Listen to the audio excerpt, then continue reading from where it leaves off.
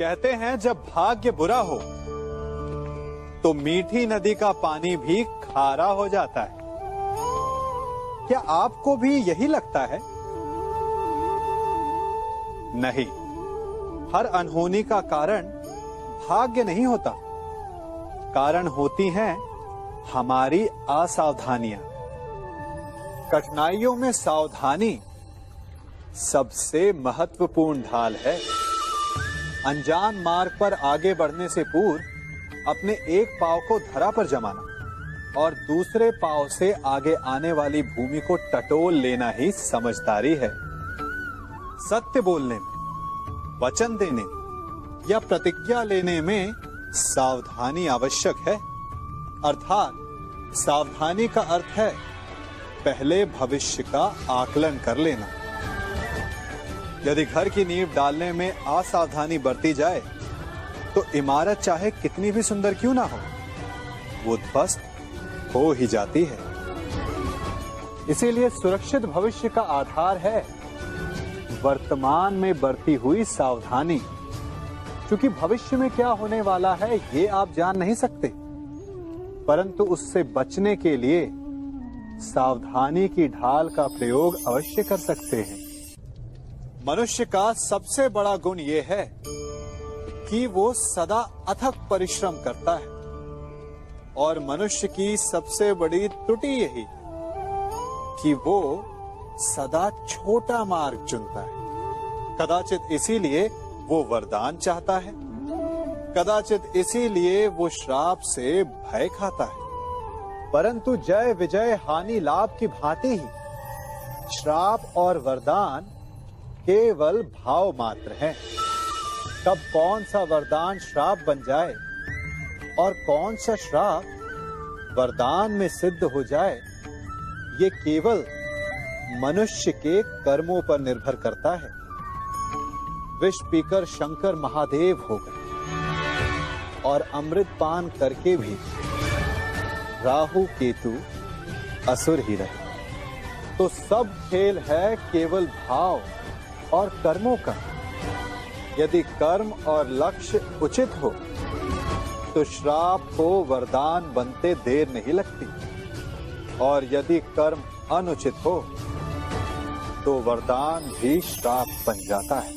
कभी चुंबक को देखा है कैसे वो लोहे की ओर आकर्षित होता है और कैसे वो लोहे को अपनी ओर आकर्षित करता है? चूंकि उसके स्वभाव में ही आकर्षण है।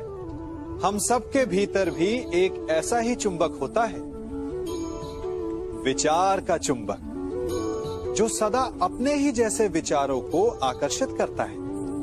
हम जो बोते हैं वही काटते हैं। उसी प्रकार हम जैसा सोचते हैं वैसा ही पाते हैं। साधु ईश्वर का नाम जपता है तो उसे ईश्वर मिल जाता है। अर्थात फल हमारी सोच पर निर्भर करता है। ओस की बूंद यदि केले के पत्ते पर गिरे तो वो कपूर बन जाती है। सीप में गिरे तो मोती, और यदि विषधर के मुख में गिरे तो विष। बूंद एक है परंतु उसके प्रारब्ध भिन्न है, क्योंकि उसे आकर्षित करने वालों का व्यवहार भिन्न है। इसलिए यह आप पर निर्भर करता है कि आपको भविष्य में विष चाहिए या अमृत। स्मरण रखें, हम वही बन जाते हैं जैसा हम सोचते हैं, जैसा विश्वास रखते हैं। यह आपका विश्वास ही है जो ये निर्धारित करेगा कि आपको विष मिलेगा या अमृत। इसलिए अपनी सोच को सुदृढ़ रखिए, सकारात्मक रखिए, और फल भी सकारात्मक ही आएगा। जब मेघ छाते हैं तो क्या होता है? अंधकार छा जाता है। मेघ गरजते हैं, बिजलियां कड़कती हैं, वर्षा होती है। सभी पशु अपने आश्रय स्थल पर जाकर छिप जाते हैं। मनुष्य अपने घरों की ओर दौड़ते हैं और सभी पक्षी अपने घोंसलों में जाकर छिप जाते हैं। परंतु एक जीव है जो गरजते मेघों को, कड़कती बिजलियों को, भारी वर्षा को भी हरा देता है। वो जीव है बाज, क्योंकि वो समस्या की जड़ों से ऊपर उड़ता है। वो गरजते मेघों से, कड़कती बिजलियों से, भारी वर्षा से, इन सब से ऊपर। यही अंतर है हारने वालों में और जीतने वालों में। ये युद्ध हार और जीत का नहीं, समस्या और सोच का है। यदि आप अपनी सोच को छोटी रखेंगे तो समस्या बड़ी हो जाएगी, और यदि आप अपनी सोच को बड़ी रखेंगे तो समस्या छोटी हो जाएगी। मनुष्य जीवन की परीक्षा में सफल होने के लिए क्या नहीं करता? वो परिश्रम करता है, दौड़ भाग करता है, और ये सब करने के पश्चात भी जब उसका काम नहीं बनता तो वो नकल करता है ना? तनिक लौटिए अपने बचपन में, स्मरण कीजिए अपने बचपन की स्मृतियों का। क्या स्मरण हुआ? विद्यालय में जब आप परीक्षा देने जाते थे तो क्या होता था? आप ना सही, परंतु कोई ना कोई सफलता पाने के लिए नकल करता ही था और उत्तीर्ण भी हो जाता था, है ना? परंतु जीवन की परीक्षा ऐसी नहीं होती। नकल करने वाला सफल नहीं होता। कारण विद्यालय में सबके प्रश्न पत्र एक होते थे, परंतु जीवन के प्रश्न पत्र और उनकी कठिनाई सबके लिए भिन्न होती, तो निश्चित रूप से उनके उत्तर भी भिन्न होंगे ना। इसलिए यदि आपको जीवन में सफलता पानी है तो नकल ना कीजिए, स्वयं के प्रश्नों का उत्तर स्वयं ढूंढिए और सफलता आपकी ही होगी। हम सब अपना जीवन शांति से जीना चाहते हैं, अपना हर पल आनंद में भोगना चाहते हैं, परंतु ऐसा नहीं कर पाते। कारण क्या? कारण है समस्या का? क्या हमारे शत्रु इसका कारण है, या हमारे उत्तरदायित्व, या फिर समय की कमी? नहीं, कारण है हमारा भय। ये भय कि कोई क्या कहेगा, हमारे विषय में कोई क्या सोचेगा, है ना? हम स्वयं जीते हैं, स्वयं मरते हैं, तो फिर जीते समय संसार की चिंता क्यों करते हैं? हाँ, संसार का अहित ना करें, ये बात अवश्य ध्यान में रखने योग्य है। परंतु संसार के सोच की चिंता करके स्वयं का जीवन नष्ट कर, ये कहां तक सही? जब आप आनंद में नाचें तो ऐसे नाचें कि जैसे आपको कोई देख ही नहीं रहा है। जब आप गाएं तो ऐसे गाएं कि आपको कोई नहीं सुन रहा। स्वयं को संसार समझे और इस धरा को स्वर्ग समझे। यदि अपने जीवन में आप 4 पल भी ऐसे जी पाएं तो आपका जीवन सफल हो जाएगा।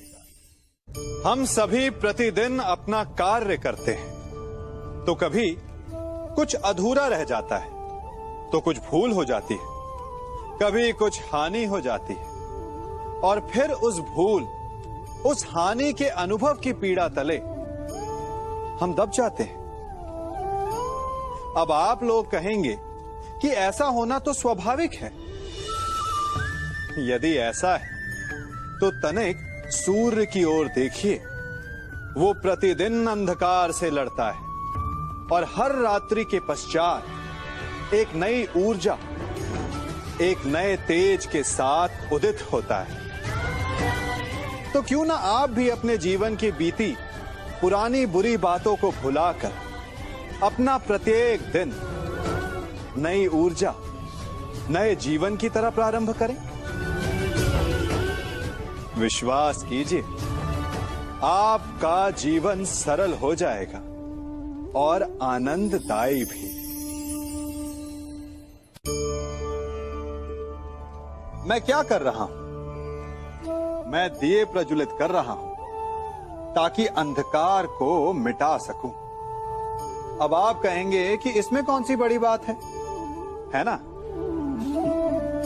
परंतु इसमें महत्वपूर्ण बात समझने के लिए यह है कि मैं क्या नहीं कर रहा हूं, और मैं अंधकार नहीं कर रहा हूं। क्योंकि अंधकार को मिटाने के लिए प्रकाश का अस्त्र तो उठाना ही पड़ता है। बुराई को बुराई से नहीं, अच्छाई से जीता जाता है। अन्याय को अन्याय से नहीं, न्याय से लड़ा जाता है। क्रोध को क्रोध से नहीं, क्षमा का साथ लेना होता है। ठीक उसी प्रकार एक लोहा लोहे को काटता है, परंतु एक ठंडा लोहा ही गर्म लोहे को काट सकता है। इसलिए यदि आपको अपने जीवन में विजयी होना है तो अपने शस्त्रों को, अपने अस्त्रों को सोच समझ कर उठाइए, क्योंकि एक अनुचित सोच परिणाम पर भारी प्रभाव डाल सकती है। चाह मनुष्य के जन्म लेते ही उसके मन में जन्म ले लेती है। चाह जीवित रहने की, फिर प्रेम की, फिर आनंद की, फिर सफलता की। परंतु सबकी चाह पूर्ण नहीं होती। हर एक के पास अपनी चाह ना पूरी कर पाने के सैकड़ों कारण होते हैं। अपना लक्ष्य ना पूर्ण कर पाने के सहस्त्र बहाने होते हैं, और हम ये जान ही नहीं पाते कि कब हमारी असफलता के कारण हमारे ना प्रयास करने के बहाने बन गए। हम जो चाहते हैं उसे ना पा सकने का कारण ये कभी नहीं होता कि अवरोध बड़ा था। कारण ये होता है कि हमारा प्रयास छोटा था। कभी कुएं से पानी निकाला है तो अवश्य देखा होगा कि कोमल रेशों से बनी हुई रस्सी भी कठोर पाषाण पर अपने निशान छोड़ जाती है, और हर बढ़ता निशान उस पाषाण को और दुर्बल बना देता है।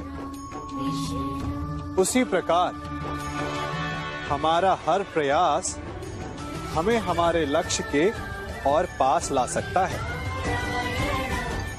तो असफलता का कारण बाधा नहीं, प्रयासों की कमी। प्रयास कीजिए, फिर देखिए आप जो लक्ष्य चाहेंगे वो मिल जाएगा।